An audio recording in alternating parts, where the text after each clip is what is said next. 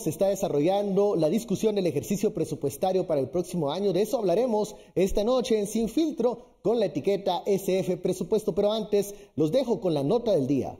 Al menos 12 diputados de diferentes bancadas firmaron el dictamen favorable del presupuesto para 2020 por un monto de 89.773 millones de quetzales, reduciendo en 2.1 millones lo solicitado por el organismo ejecutivo. Entre la reducción está el 10% de plaza 029 en los 14 ministerios y algunas organizaciones no gubernamentales no recibirán aportaciones. Se hacen recortes de programas que no tienen mayor efecto, realmente no. Y hay un tema que es importante acotar. Vean, un nuevo gobierno, porque el tema de esto es un nuevo gobierno que tiene que tener un nuevo presupuesto, pero el nuevo gobierno también, como cualquiera en la ley del presupuesto, pueden hacer transferencias internas. Dentro del presupuesto, los diputados estimaron la meta de recaudación tributaria en 67.000 millones de quetzales, que a criterio del Instituto Centroamericano de Estudios Fiscales es un monto sobreestimado, además que se reduce presupuesto en temas de educación. Vemos serias y graves preocupaciones. Por ejemplo,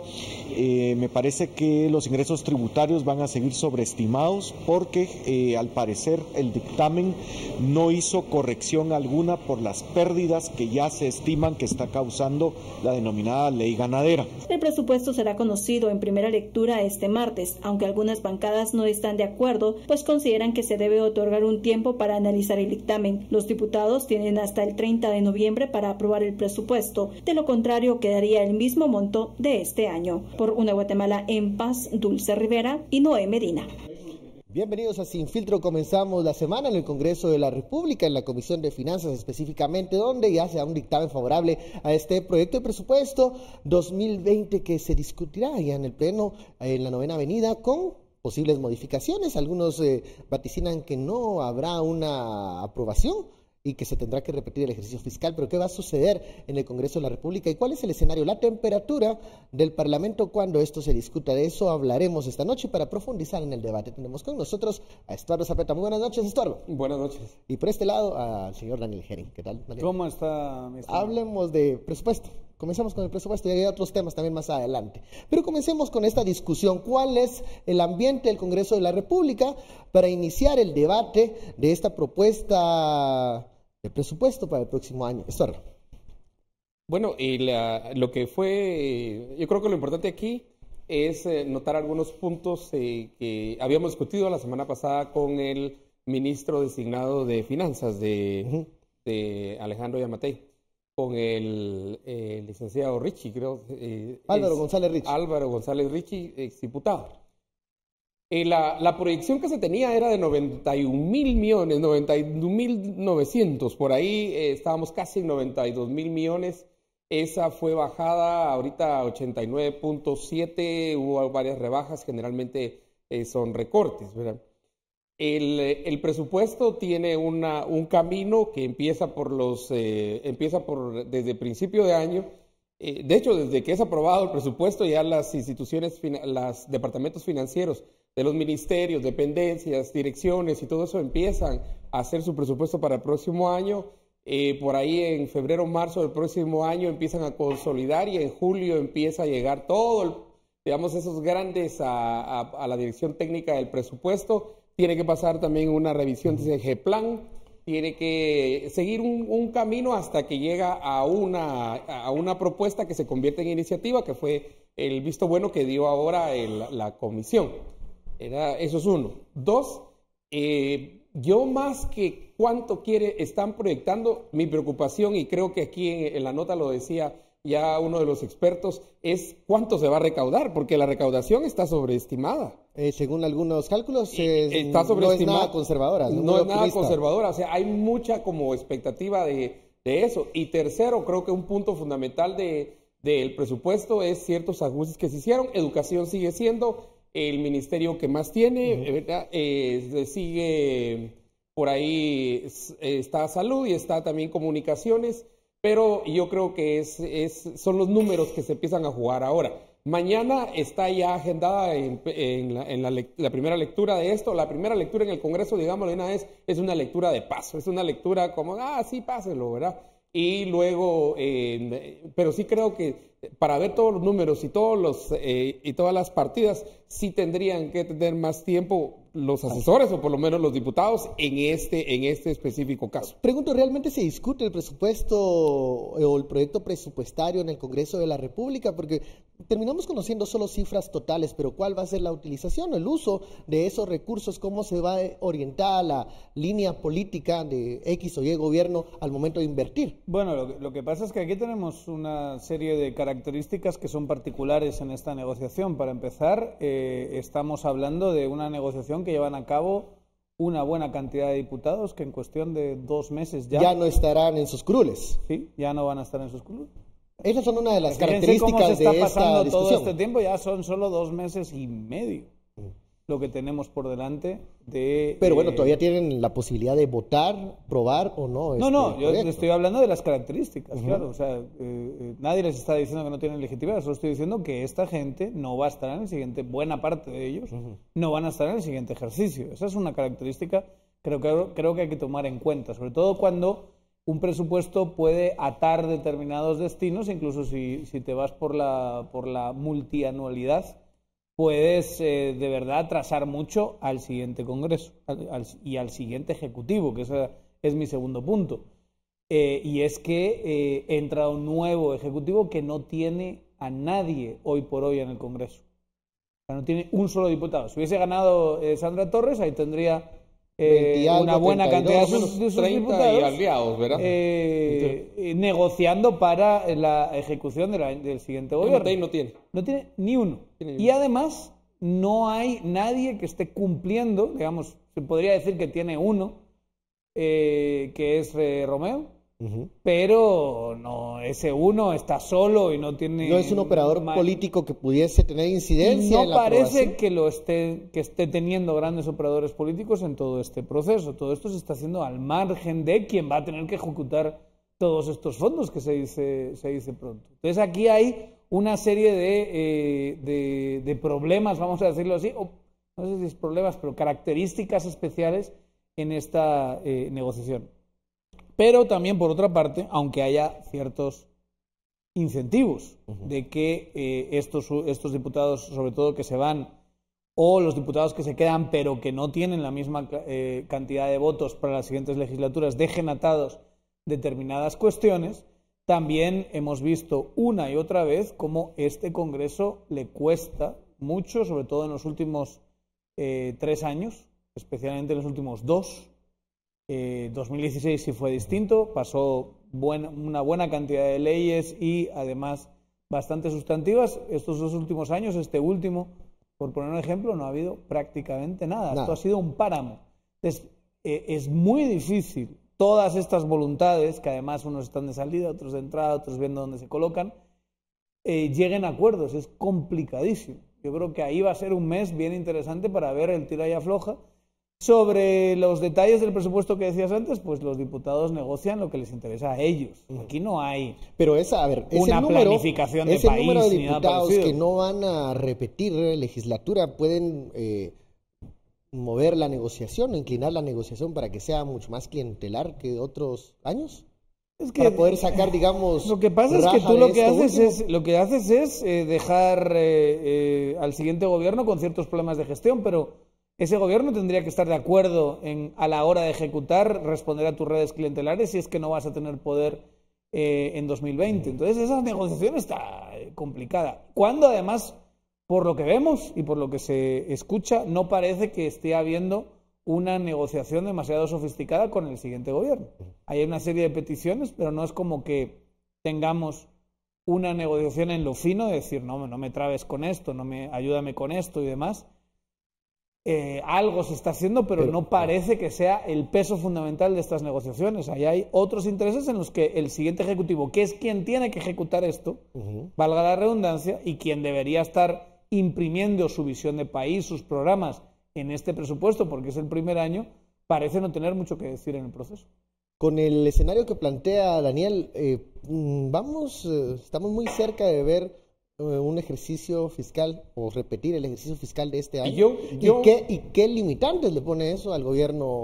Bueno, esa es una es un consejo que le dábamos precisamente al ministro asignado, que los escenarios que tienen que estar jugando ya el equipo de Yamatei va a ser desde el más optimista, que habría sido el de 90 mil millones, o sea, 91.9 millardos, 92 millardos, ¿verdad? Depende, Zapeta, cómo te dejen el presupuesto, con qué clase de candados, no sé. ¿Va a ser una camisa de fuerza o un cheque en blanco? Hoy hubo una discusión también de candados, pero eso se va a dar, creo que hasta en la tercera lectura. Y mañana empieza a ver ese proceso. Pero entonces tienen que jugarse todos los escenarios aquí. Y siempre, obviamente, jugar con el escenario más feo de todos, que es el de pesimista y casi de crisis, y es que el mismo presupuesto de este año no lo aprueba, el presupuesto ahorita el que está en discusión no lo aprueban, con lo cual sí en el presupuesto 2019 para el 2020, pero ahí es donde tienen que jugar todas las limitaciones. Dos puntos fundamentales que yo creo que son importantes notar en los presupuestos siempre, no solo en este sino en todos, es cuál es el crecimiento económico que están proyectando, no que vamos a tener, sino que están proyectando. Una cosa es que proyecten 5, otra cosa es que crezcamos 2.8, ¿verdad? Y también la deuda, porque ya entra como con casi 17 mil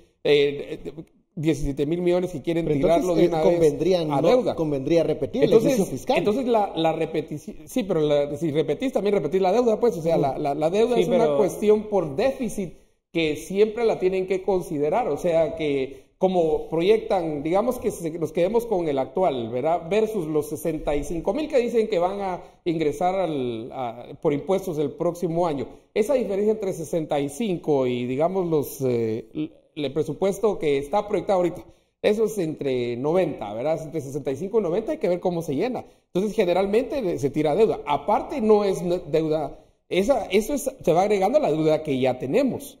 Y aquí hay que ver, digamos, todo eso de cuánto ya se tiene la deuda que hay que pagar, porque parte de este presupuesto ya está comprometido. ¿Y comprometido en qué? En deuda. Es como cuando usted recibe su salario y usted tiene una deuda. Entonces, si usted recibe 100 quetzales pero y tiene 25 de deuda, usted tiene que pagar 25. Un problema de modelo de presupuesto. No puedes mover la mayoría de los recursos, ya están comprometidos. A no ser que usted, en lugar de hacer, digamos, 500 quetzales este mes, vaya a hacer 1000 quetzales y entonces su deuda empieza a ser más pequeña comparado con el porcentaje del ingreso. Esas son al final las dos grandes preocupaciones, nuestro crecimiento económico y cuánto van a tirar a deuda, porque eso es lo que tendrían técnicamente que empezar a ver los diputados. Hay un artículo de ayer muy bueno en el periódico de Miguel Gutiérrez que lo que está haciendo es denunciando que hay ahí un nivel de endeudamiento exagerado topa hasta los 27. En términos relativos, a lo mejor, con otros países seguimos teniendo una capacidad de endeudamiento más alta, pero que para nuestra precaria economía, precaria gestión, el hecho de que mucho de ese endeudamiento no va, por no decir todo, no va a inversión, digamos, a infraestructura, a hospitales, a cosas que van a tener cierta durabilidad y que podrían hacer mucho bien al país, en ese sentido, yo creo que lo argumenta muy bien Miguel, es un presupuesto irresponsable. Es decir, hay que diferenciar, y por eso esta es nuestra gran tragedia. Una cosa es la negociación... No el libramiento. No, el libramiento, con todos los respetos, es una pequeña tragedia en comparación con esto que voy a decir. Bueno, pero te interrumpo lo que vas a decir porque vamos al corte. Y tú querías que hablase del libramiento y yo no quiero hablar del libramiento. Lo que quiere decir Daniel Girin tiene que quedarse, lo leemos luego de la pausa.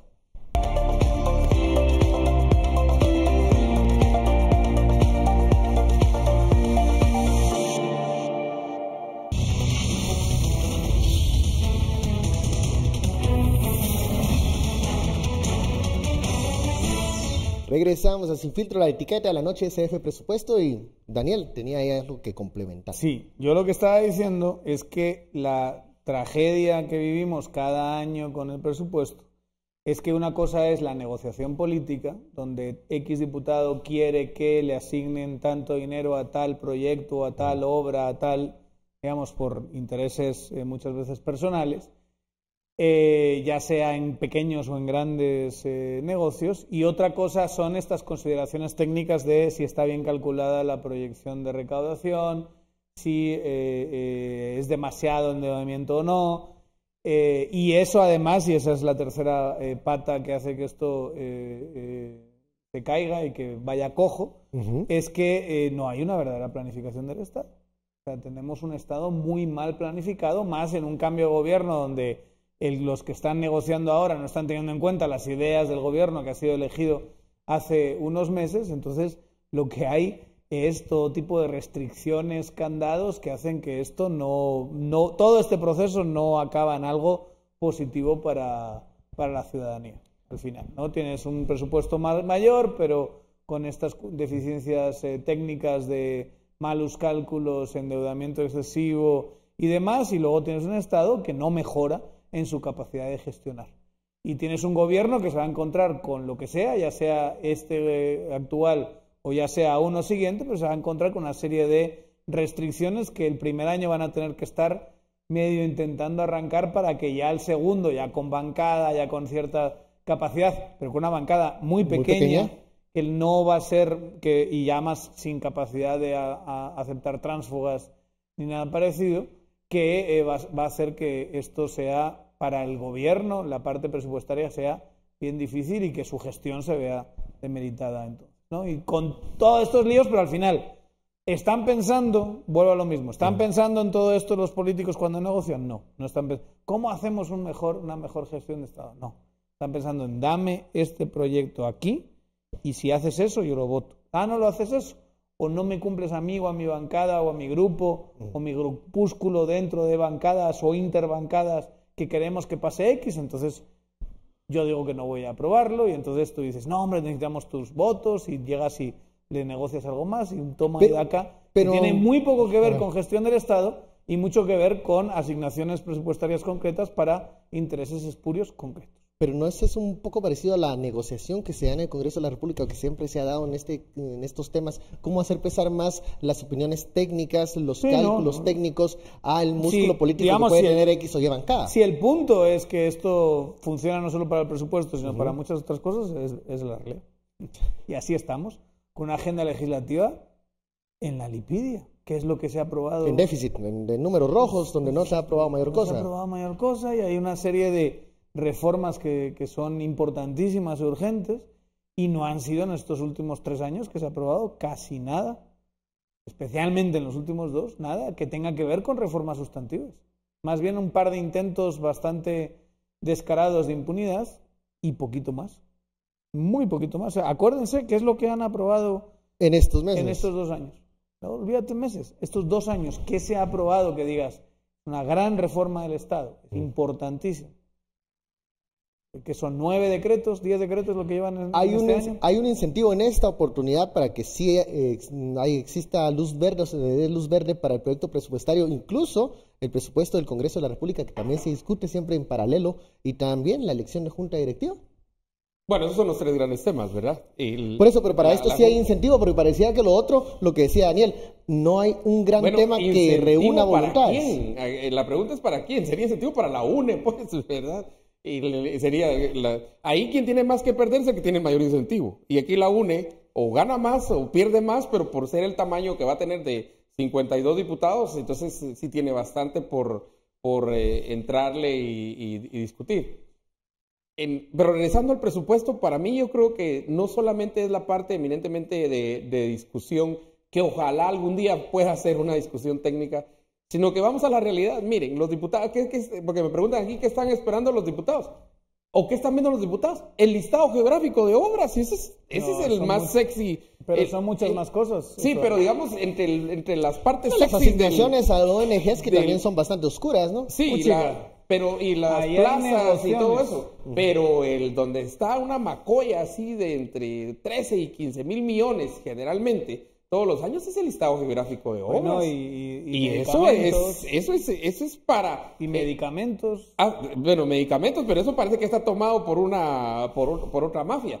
Pero el listado geográfico de obras es un poquito más democrático. La corrupción es más democrática. Esa mafia necesita a alguien en el Congreso para poder operar, ¿verdad? Pero entonces el listado geográfico de obras, uno le dice a los congresistas el listado geográfico de obras y todos empiezan a salivar, ¿verdad? todos empiezan ¿a dónde? Pero han habido años, Storr, en donde ni siquiera eso es un incentivo para la aprobación de un proyecto. No, en la aprobación no, pero cuando ya tienen el presupuesto encima le entran, pues. Porque es complicado cuando hay tantísima fragmentación y tantísimo interés muy particular negociar. Es muy complicado. Porque no puedes quedar bien con todos.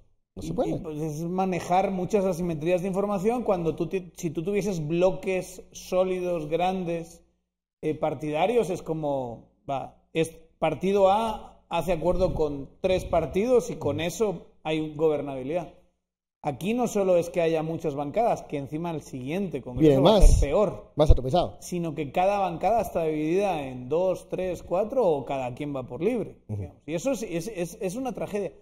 El que entra ahora, el congreso que entra ahora, que ya está hiperfragmentado, que tienes una UNE que seguramente esté dividida en 2 o en 3, ¿no? Que ya hay facciones dentro de esa UNE.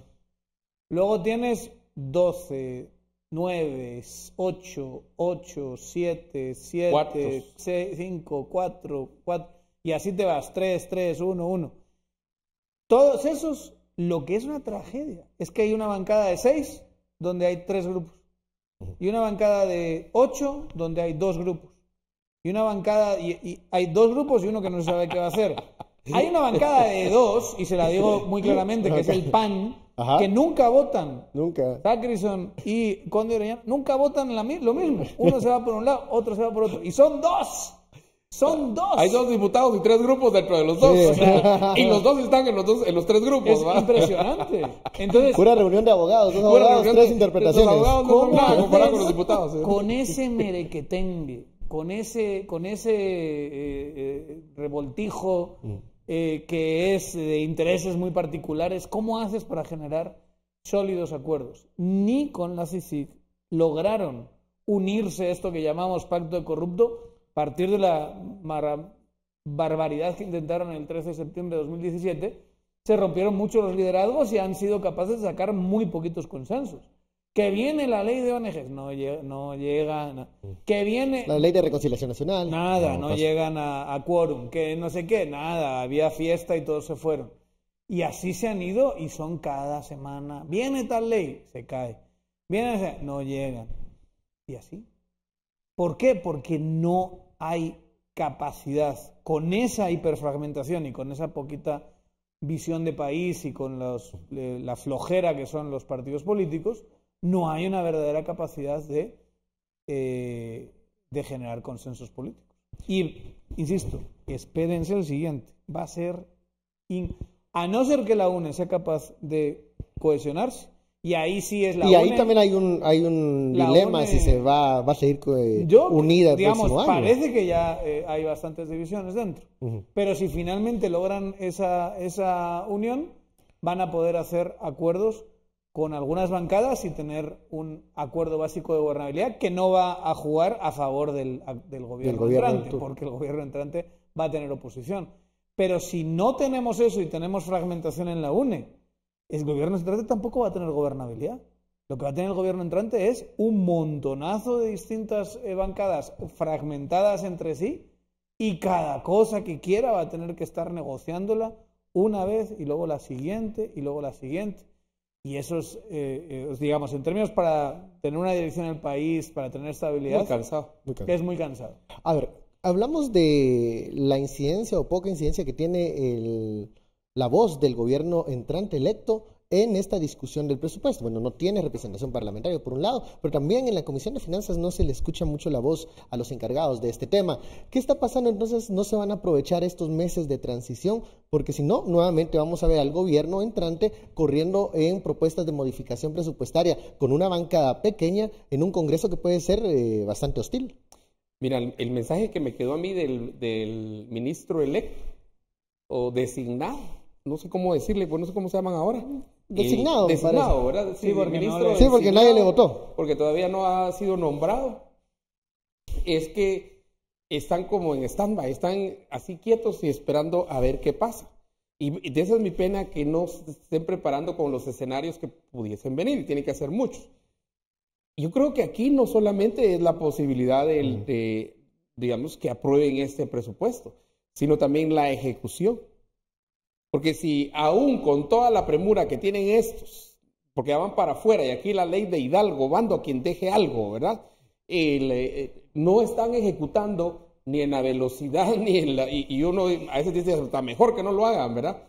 Como lo están haciendo, le va a ser más difícil al otro todavía la ejecución. Entonces es no solamente los números, la parte técnica, digamos, de cuánto está proyectado el PIB, de cuál va a ser cuánto es la deuda, cómo van a cubrir la deuda, si va a ser préstamos, va a ser bonos, cómo lo van a hacer, no, sino también cuál va a ser la decisión de eso. Y en todas esas decisiones tiene mano el Congreso. Si es deuda, el Congreso. Si es bonos, el Congreso. Todo pasa por el Congreso. Y aquí es donde, y tomo la idea de Daniel, donde está la debilidad, por lo menos vista hasta este momento, de Yamatei, o el grupo de Yamatei. Porque sí van a tener que caer, aunque sea uno por uno de los 160 que van a haber el próximo año, porque son 160, no 158, subieron dos diputados, van a tener que entrarle, aunque si es uno por uno, pues aunque sea uno por uno, van a tener que entrarle, porque el presidente, el ejecutivo necesita legislativo para avanzar varias cosas. ¿Y por qué lo necesita? Porque hay normativa, porque hay ley, porque en todo caso la República está fundada en cierto balance, y uno de los balances es precisamente el ejecutivo y el legislativo. Y eso es lo que... También habrá que ver que, yo creo que más, decías, de la Junta Directiva, digamos, el presupuesto del Congreso mismo. Del Congreso y el presupuesto nacional. Creo que más que Junta Directiva, en realidad la verdadera pelea va a estar en las comisiones. Y yo creo que, digamos, es como un escalón abajo de la Junta Directiva. Pero la Junta Directiva está muy determinada, y yo creo que ese es uno de los grandes líos internos de la UNE, ¿verdad? Por, digamos, quién va a ocupar ese lugar. Para quién va a ocupar eso, un gustavista o un sandrista va a ocupar eso, o un disidente va a ocupar eso. Entonces, la mayoría están viendo y dicen, miren, mejor las comisiones. Porque pueden tener tal vez un poquito menos de fuerza en las comisiones, pero tienen una pata adentro, pues. Ya meterse a la comisión ya es importante. Si no, mira que fue aprobado por 12 diputados, ¿verdad? Pero, digamos, las comisiones, ahí es donde yo sí veo que las bancadas, los que controlan la bancada, tienen capacidad de apretar exactamente, de presionar. Claro, porque si tú te vas y dices, bueno, hay una escisión de 12 o 15, que es lo que a este grupo no le damos nada. De la UNE, entonces esos diputados no pueden no presidir comisiones, ¿verdad? Entonces ahí tu capacidad de negociación baja. Y luego en la Junta Directiva tienes espacios limitados. Si tú eres Vamos y quieres abrir, negociar, digamos, espacios en la Junta Directiva, vas a tener necesariamente que hacer un acuerdo con una decisión de la UNE y con 12 bancadas. 12 bancadas. ¿Cómo le vas a dar a cada una de esas bancadas un puesto en la Junta Directiva? Es imposible. Además, no es el mismo peso, ¿verdad? No es lo mismo tú, que eres el Vamos, que uno que aporta 3 votos, por ejemplo. Pero esos van a decir, bueno, ¿y qué me vas a dar a mí? Comisiones también tienen un límite, ¿verdad? A no ser que vayas a empezar a abrir comisiones. Que ya lo han hecho en algún momento, comenzaron a crear salas de trabajo de cualquier cosa. Pueden estar en una comisión. Es complicado. Es complicado porque las galletudas ya sabemos todas qué comisiones son, ¿verdad? Hay finanzas, la infraestructura, comunicación, es ahí donde están la de gobernación, si vas a hacer una que se llame la comisión de la verdad, puede que yo que estoy viendo lo que le asignaron a la comisión, al Ministerio de Desarrollo. Esa comisión de desarrollo entre 10 días se está convirtiendo. Qué vergüenza a un ministerio como desarrollo, que es lo más clientelar, lo más corrupto. Pero mira lo que le asignaron. Que le den más dinero. Eso quiere decir que la comisión va a ser muy requerida, va a ser muy sexy la comisión de desarrollo en el Congreso. Bueno, es momento de la pausa. Al regresar hablaremos de los resultados electorales en diferentes países de América Latina. Volvemos.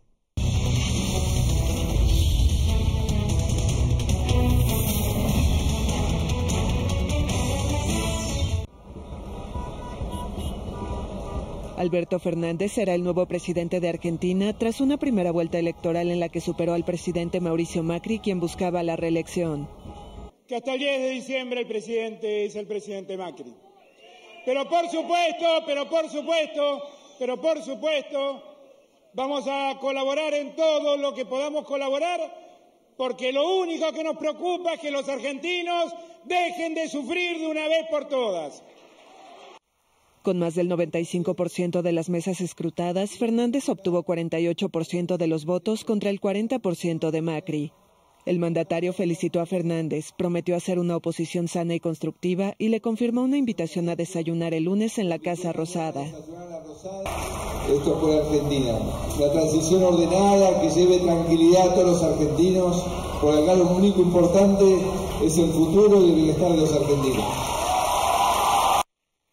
Cristina Kirchner, que postuló en fórmula con Fernández, pidió al presidente Macri que tome medidas para aliviar la situación dramática que vive la región con crisis y protestas en Chile, Bolivia, Ecuador y Venezuela.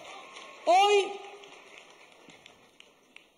Alberto es presidente de todos los argentinos. Macri, un ingeniero de 60 años, termina su mandato en el país sumido en la peor crisis económica desde 2001, con alta inflación y un aumento en la pobreza. Regresamos al Sin Filtro. Había usted en la nota las elecciones, el resultado electoral en Argentina. En esto, en un contexto de manifestaciones sociales también en diferentes países, pero no solo en la Argentina se dieron elecciones, también en Uruguay y algunas elecciones regionales en Colombia. ¿Qué está pasando en Sudamérica? ¿Está volviendo el peronismo con toda la fuerza? ¿Es este el mismo contexto de cuando toman el poder? ¿Qué está sucediendo y qué está pasando con el electorado sudamericano? Bueno, el electorado sudamericano en general está virando claramente a la izquierda. O sea, no hay... Nuevamente el péndulo. Sí, me parecía que había...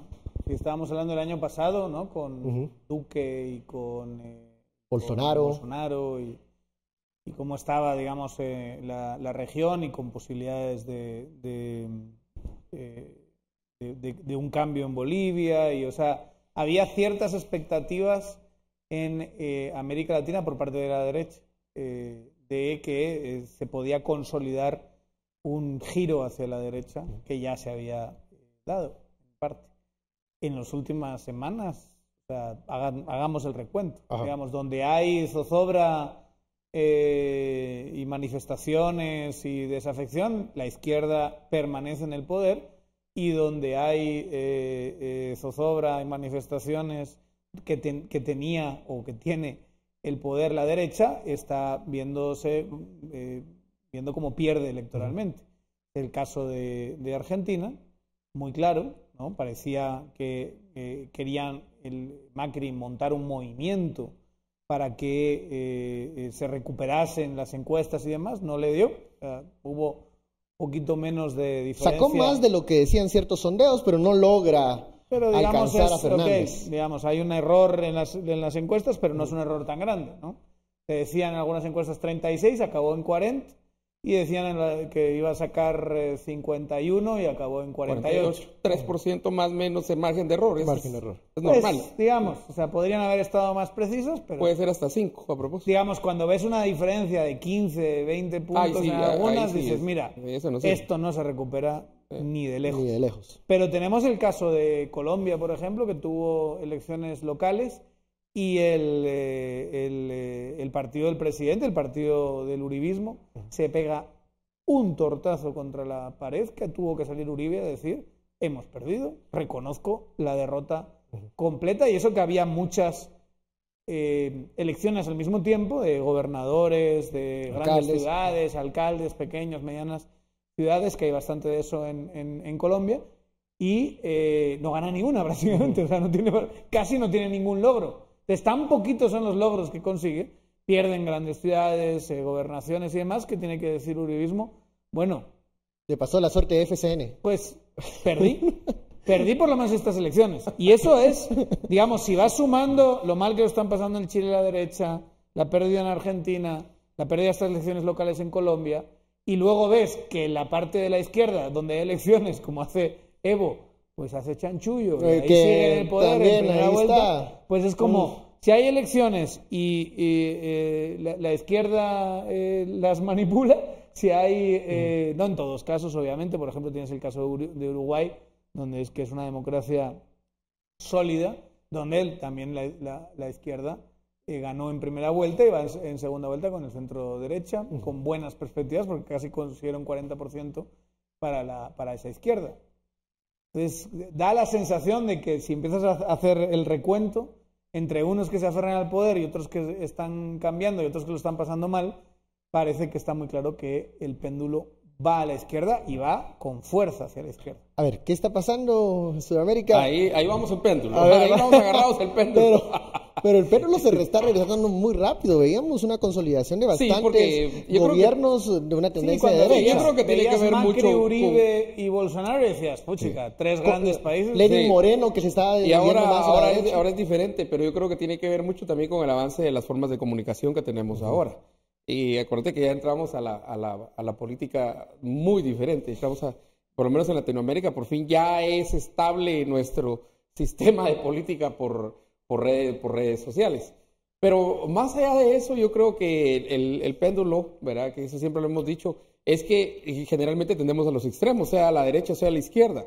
Y yo creo que todavía en Latinoamérica nos hace falta ver algún punto, buscar ese punto medio. Y la búsqueda de ese punto medio creo que es todavía nuestro gran reto y que es lo que tenemos que hacer. Y ese punto medio va a tener que pasar por depurar la izquierda y depurar la derecha, ¿verdad? Porque el tema encontrarse en los dos lados. Esta nuestra época polarizante en todo el mundo, es un fenómeno de increíble. Extremos, ¿es esto? Podemos reconocer un centro o una moderación. En un país como este maravilloso país donde vivimos, donde alguien dice algo y te clasifican en los extremos. Digamos que hay precio por decir algo. Ser comunista para pero algunos. eso es parte de esto. Eso es parte. Yo creo que nuestra peor opción es no hacerlo. Es por lo menos soñar que sí es posible encontrar ninguno de los extremos es bueno.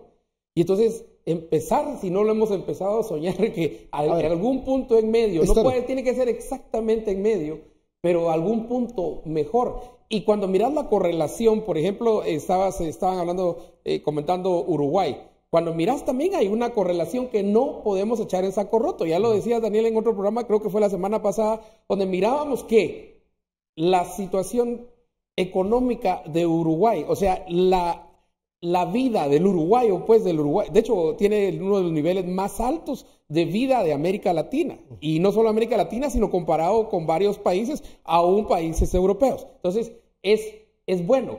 Ahí logras mayor tranquilidad y logras mayor versus versus Bolivia, versus Colombia, donde en estas elecciones gana la izquierda la alcaldía de Bogotá. La cual es muy importante, ¿verdad? Entonces, yo creo que cada vez más y más, y yo te decía, vino Robinson con ¿por qué fracasan los países? Cada vez más y más vamos viendo que las instituciones, la institucionalización, la solidez de estas, nos permiten desarrollarnos económicamente. Y cuando desarrollamos económicamente, hay menos, no estoy diciendo que no hay, pero hay menos posibilidades o por lo menos un espacio más grande de, por lo menos, negociar. En este concepto de diferencias, cualquier populismo, sea de derecha o de izquierda, lo va a agarrar para su beneficio. Y entonces nos mueve los péndulos a los extremos. Creo que hasta es natural que este péndulo se mueva, pero pareciera que en algunos países es de forma violenta. O sea, lo que hizo el extremo derecho lo viene a destruir el extremo izquierdo y viceversa. Yo no hablaría. Yo creo que ambos destruyen igualmente. Yo no hablaría de Macri como extrema derecha, sinceramente. O sea, les ha criticado ciertas políticas neoliberales. Bolsonaro tal vez sí se parece más a eso. Sí. Quizá, digamos, ahí, sinceramente ahí se me escapa un poco esa clasificación porque también tienes esa categoría de la que hablaba Zapeta, que es el populismo, que eso también en muchos sentidos desideologiza bastante, o sea, y puede ser de izquierda o de derecha. Es una pena que se puede poner no cualquiera. Importa, pero un populista de izquierda y de derecha, escúchenlos, se parecen bastante. Cambian algunos matices, pero por regla general los populismos tienden a seguir una línea discursiva que al final encuentra puntos en común, sean populismos de izquierda o sean populismos de derecha. Yo lo que te diría es que me parece que América Latina en general, y no nos escapamos nosotros de ese fenómeno, lo que está viendo es que sus instituciones no satisfacen del todo las demandas crecientes de una población que cada vez es más compleja, que cada vez está mejor y más conectada a medios de comunicación, con las cosas positivas y negativas que tiene eso. Y que están demandando cambios, y encima cambios estilo millennial, ¿verdad? Que los quiero ya. A un clic, cambios de clic. No, o sea, no es algo de, bueno, chicos, aquí tiene que haber una transformación, que es un poquito lo que el discurso de Macri, ¿no? Aquí tienen una transformación de años, tienen que darme el chance de intentar cambiar el peronismo que lleva tantísimas décadas, y te dicen, no hiciste un buen trabajo, siguiente, intentamos, aunque sea, volver al peronismo, que es un movimiento fortísimo. Hacemos una pausa y regresamos con con este electorado que pareciera muy desafecto, que busca mucha información, pero que también no tiene mucha paciencia con los gobiernos que elige. Vamos a la pausa.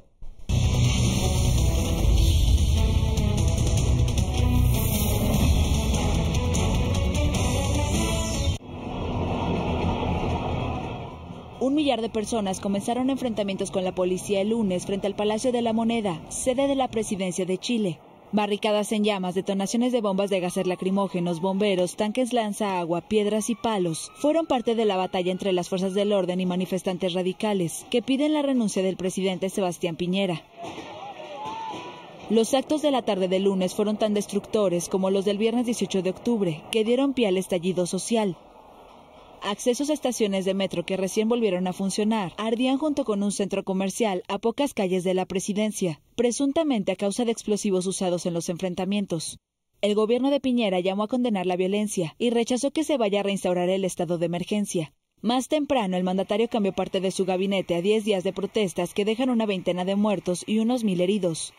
Las manifestaciones comenzaron por el alza del precio del metro, pero luego se extendió a otras peticiones que van desde una nueva constitución, una reforma a los sistemas de pensiones y salud, hasta el reclamo de la desigualdad social.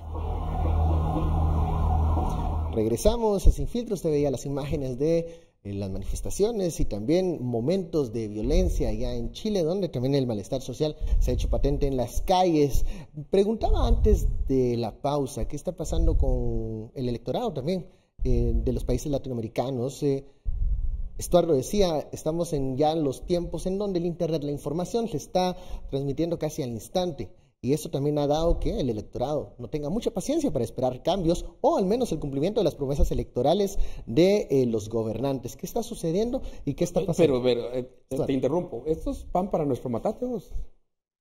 Y esto es pan para Yamatei, pues, y lo digo en términos de metáfora, ¿verdad? Lo digo Yamatei en el entendido que es pan para es aprendizaje, pues, para una nueva administración que entra. Que sea Bolivia, sea Perú, ¿verdad? En esta división hace 2 semanas Ecuador, Bolivia o Brasil o Argentina, no importa. Yo creo que sí, y yo creo que el fortalecimiento institucional, que parecerá una cuestión etérea, así como casi que teología, no sé, medieval, ¿no? Pero no es teología medieval.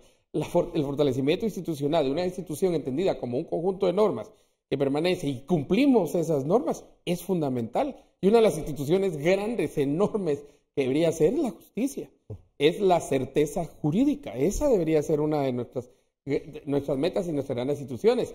La corrupción que se institucionalizó también tenemos que desprendernos de eso. Preguntábamos ¿cómo se llama? A Richie, al ministro designado, que precisamente si quieren hacer algo o quieren elevar la carga tributaria, como dijo él, de 10 a 14, que es una de las tienen que entrarle a la luchar evasión, contra la desnutrición, tiene que entrarle a la corrupción, pero de frente.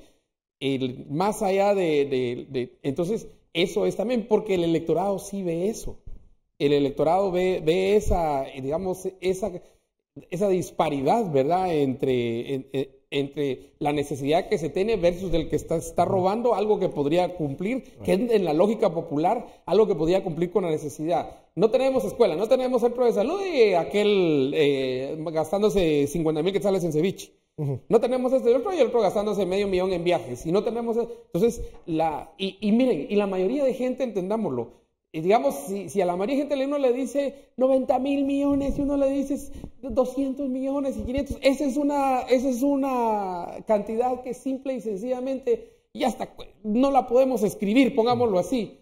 Pero si uno le dice a la gente, mire, son 30,000 quetzales, 40,000, ya la gente ya dice, yo tendría que trabajar tantos meses para eso. Ahí sí, entonces, cuando ponemos en perspectiva, ¿ya?, Se gastó, ¿cuánto que se gastó que en cevichería, verdad? Sí, bueno. 6,000 quetzales en una sentada en cevichería. Uno dice, ese es mi sueldo. Entonces, ahí es donde empieza la gente a notar y donde empieza un descontento. Además, Guatemala tiene otros temas que posiblemente algunos países del sur no lo tengan. Digamos, tenemos el tema del convenio 169, que no ha sido regulado, ¿verdad? Que lo hablábamos la vez anterior. Tenemos, digamos, ONGs, tenemos el narcotráfico encima, tenemos migración, ya que nosotros sí tenemos mucho más presión aquí que la que se está dando en el contexto latinoamericano. Y aún así, y por eso te digo, es pan para nuestro aprendizaje. Tenemos que ver qué es lo que está pasando y a las nuevas autoridades, digamos, tienen que verlo y tienen que analizarlo porque no estamos solos en este mundo. Estamos interdependientes. Hablabas de certeza jurídica, Estuardo, el sentimiento de no son justos conmigo, con nosotros sí, o no hay reglas claras. El tema de la corrupción, que pareciera un robo de lo que debería de ser un bien público. Y también lo tercero, que puede afectar el crecimiento económico que no se ve reflejado en mejoras en mi forma de vida, en mi estilo de vida, en mi nivel de vida. Tiene que ver mucho con expectativas también, ¿no? Hay un artículo fantástico que lo recomiendo a la audiencia en El País de un sociólogo que se llama Jorge Galindo, que habla o por lo menos tiene una tesis. Es difícil cuando hay un proceso como este en Chile, que está siendo espectacular, digamos, en términos de lo extraño, de que todos pensábamos que Chile era el país al que mirar, y que de repente veas que tienes 1 millón de personas en la calle, que tienes, digamos, actos violentos, que tienes una tensión clarísima, que parece que los gestos que ha hecho Piñera no sirven para nada. No bajan destituye a ministros y acepta culpas y dice vamos a trabajar, y aún así la gente dice no.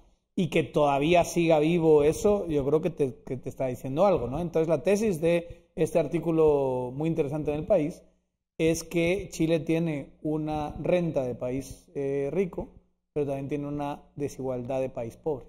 Cosa que otros países de la región pueden tener, sobre todo rentas de países pobres y desigualdad. Uruguay, por ejemplo, es diferente, es claro, diferente la correlación. Y ahí tienes lo que pasa en Uruguay. ¿Sí ves? Que ahí sí tienes, por lo menos hasta ahora, dejémonos sorprender, pero tienes hasta ahora un país con una solidez, con una calidad de debate, con una calidad de vida, con servicios públicos que hacen que ahí sí estamos hablando del país más estable en la región, sin ninguna duda. Y ha tenido en el modelo, si seguimos el modelo chileno, esa alternabilidad. Uno izquierda, uno derecha, uno izquierda, uno derecha. La Bachelet y Piñera. La Bachelet y Piñera. Pero también lo ha tenido Uruguay.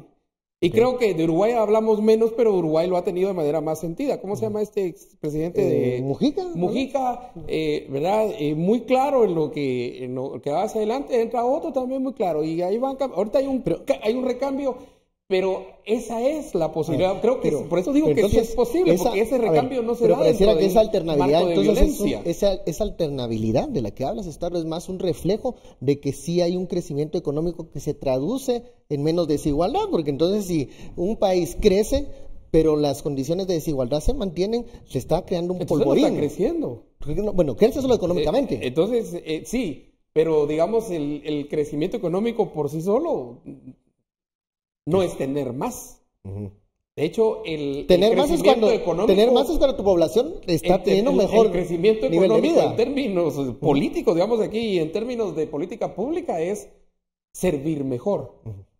No, digamos, pero para servir mejor necesitas capital, entonces necesitas crecer más, generar más riqueza. Para eso necesitas sentencia jurídica, necesitas un sistema financiero, y ahí también nosotros tampoco no nos ninguneemos, porque yo creo que sí tenemos algunas cosas que son positivas. Por ejemplo, adaptación de tecnología. Por ejemplo, tenemos una banca que ya ha pasado pruebas fuertes, ¿verdad? El 2008 pasó todo el problema mundial y salió bien. O sea, tenemos cosas positivas nosotros, que yo creo que no hay que echarlas en saco roto, sino valernos de esas para multiplicarlas y entrarle a aquellas que son negativas que nos restan. Hablaba Daniel, creo, cuando comenzamos a discutir esto de las manifestaciones en América Latina, soluciones liberales para el tema de la desigualdad. O sea, ¿qué fórmulas? ¿Cómo vas a calmar a esta población que hemos visto los anuncios de Piñera para tratar de calmar?